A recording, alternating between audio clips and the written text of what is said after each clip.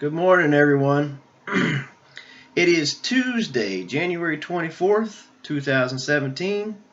It's about 9:16 in the morning. I go to work at noon today, so just lounging around. I got my coffee sitting here, and I'm in the spare bedroom, which is junked up, piled up, and I really need to clean it up. But at any rate, I thought I'd talk about a few things. I'm kind of switching to video post because it's just too easy to miss the tone and the sarcasm that I have in my text, and people get mad. And I don't want people to be mad at me unless I really truly did something wrong. Um, People are just too easily offended lately. So let's try harder to get along.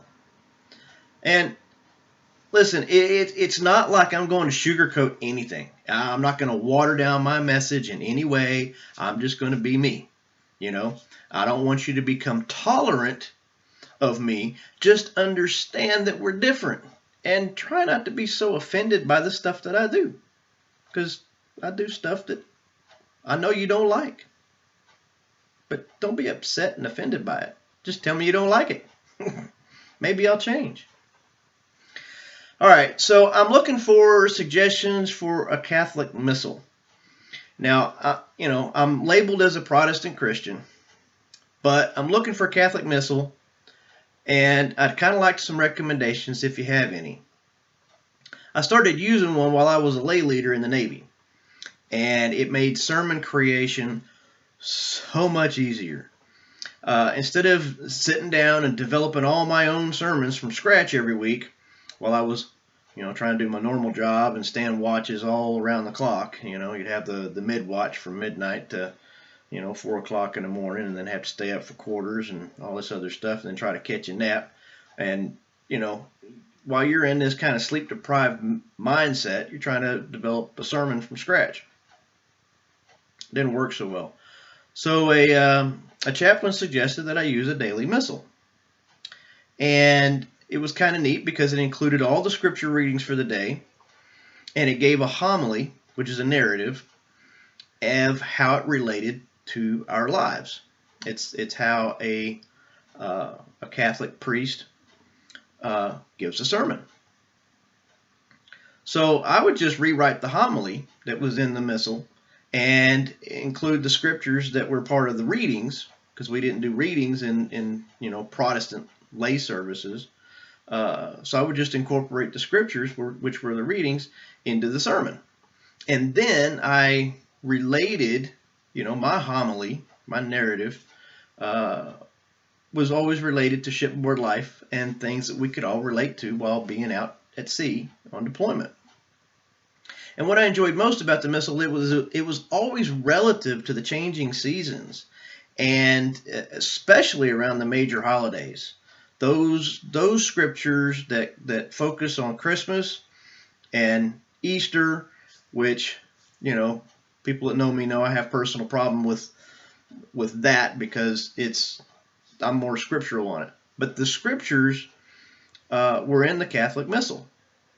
And so there was daily readings that told the story of the birth of Christ and the crucifixion of Christ. So they were extremely relative to the major holidays, and the one that the priest, the chaplain, gave to me, let me borrow. I gave it back to him before, as deployment wound down. The one that he loaned me allowed the reader to read through the entire Bible within a year if they kept up with the daily readings. And that always included scriptures from the Old Testament and the New Testament. Now, I didn't have it an entire year, and I didn't do the daily readings every single day. Deployments come with an awful lot of work and distractions, and a lot of time spent on different things. All right, so last thing I kind of want to talk about this morning is praying for our leaders. We just inaugurated a new president, and however you feel about it, some people are extremely excited. Some people are just in shock and awe and total disappointment. And then there's other people that fit into the box that I'm in, and we're just kind of like, yeah, okay. And in my world, I'm thinking at least it wasn't Hillary. But beyond that, I could have cared less. There were other people that I had in mind. None of them made it. There was a couple of Democrats I was thinking about. There was a couple of Republicans I was thinking about. And none of them made it. So we got what we got. We got stuck between Hillary and Trump, and I was a never Hillary person.